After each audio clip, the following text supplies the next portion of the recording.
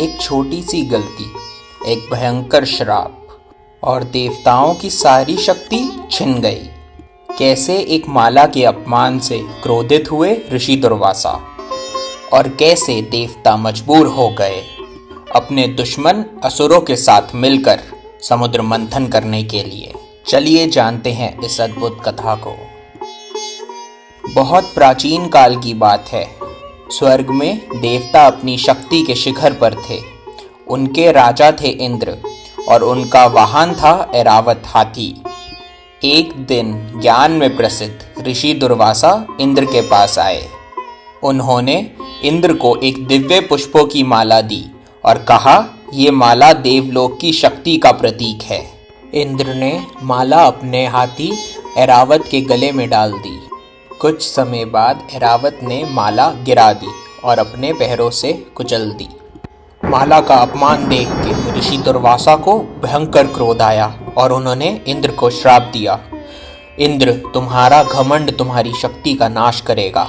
आज से देवता अपना तेज और बल खो देंगे।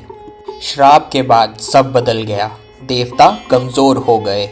स्वर्ग का तेज बुझने लगा।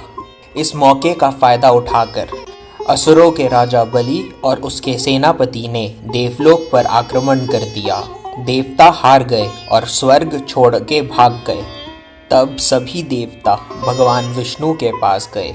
विष्णु जी ने कहा, अमृत प्राप्त करो, परंतु अकेले अमृत कोई प्राप्त नहीं कर सकता। तुम्हें असुरों के साथ मिलकर समुद्र मंथन करना होगा।